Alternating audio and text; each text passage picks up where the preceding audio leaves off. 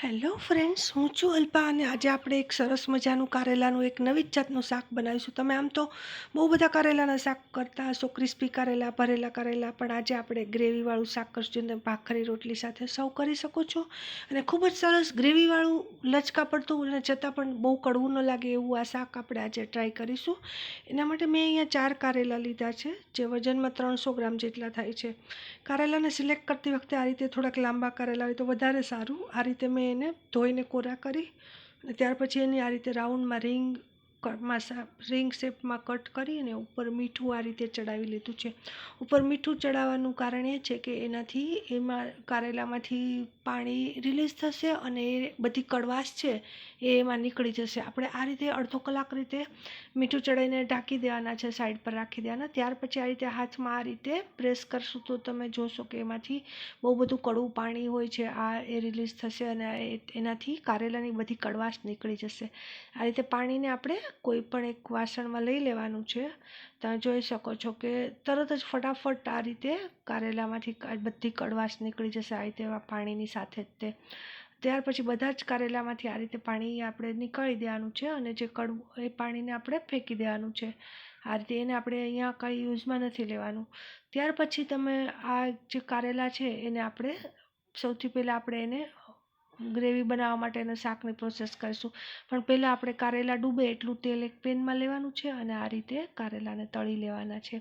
બધા જ કારેલાને આપણે વારાફરતી એમાં નાખી દઈશું. તમે જોઈ શકો છો કે ખૂબ જ સરસ એની સ્મેલ, કડવી છતાં પણ આપણને ગમે એવી સ્મેલ આવે છે. આ રીતે 10 મિનિટ સુધી તમે આ રીતે ફ્રાય કરી લેવાના છે, ગોલ્ડન બ્રાઉન થોડાક થાય એ રીતે. અને બધા જ કારેલા આ રીતે ચડી ગયા છે સરસ.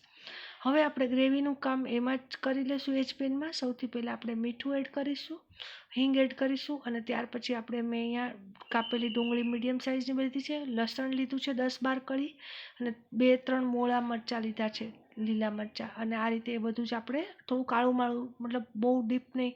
અને ત્યાર પછી એમાં મસાલો બધો એડ કરી દઈશું, હળદર, ધાણા જીરું અને કાશ્મીરી લાલ મરચું એડ કર્યું છે.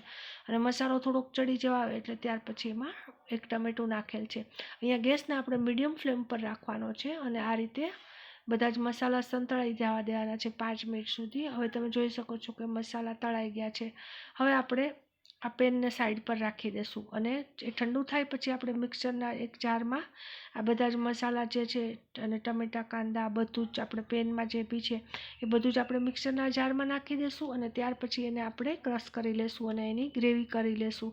અને આપણે એમાં થોડું અમથું પાણી ખાલી એને પીસવા પૂરતું આપણે નાખવાનું છે, વધારે પાણી નથી નાખવાનું. આ રીતે આપણે એને મિક્સરના બાઉલમાં એડ કરી દઈશું અને ત્યાર પછી તમે જોઈ શકો છો કે હવે ઠંડુ થઈ જવાનું છે એટલે આસાનીથી પીસાઈ જશે. અને ત્યાર પછી આપણે એમાં થોડુંક પાણી એડ કરી અને નામ પૂરતું પાણી એડ કરવાનું છે અને ત્યાર પછી આપણે આપણી આ ગ્રેવી તૈયાર કરવાની છે. આ ગ્રેવી આપણી તૈયાર છે.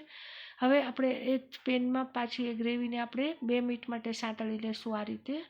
અને સરસ મજાની આ રીતે ગ્રેવી આપણી સતરાઈ જાય એટલે થોડુંક અમથું પાણી એડ કરીશું. પાણી ઉકળવા આવે, આ રીતે બબલ થાય ત્યાર પછી આપણે આ કારેલા છે એને એમાં એડ કરી દેવાના છે. તમે જોઈ શકો છો કે બધા જ કારેલા છે એમાં ડૂબી જાય છે ગ્રેવીમાં અને આપણે એને 5 મિનિટ માટે આ રીતે ગેસ ઉપર રાખવાનું છે મીડિયમ ફ્લેમ પર, જેથી ગ્રેવી થોડીક, જેટલું આપણે પાણી નાખેલું એટલા ભાગની ઘટ થઈ જાય. અને આ રીતે 2 મિનિટમાં આપણું આ શાક હવે રેડી થઈ ગયું છે. તમે જોઈ શકો છો. અહીંયા તમે આ સ્ટેજ પર ખાંડ અથવા ગોળ પણ એડ કરી શકો છો, જેથી આ શાક જરા પણ કડવું નહીં લાગે અને આ રીતે તમે એને સર્વ કરી શકો છો.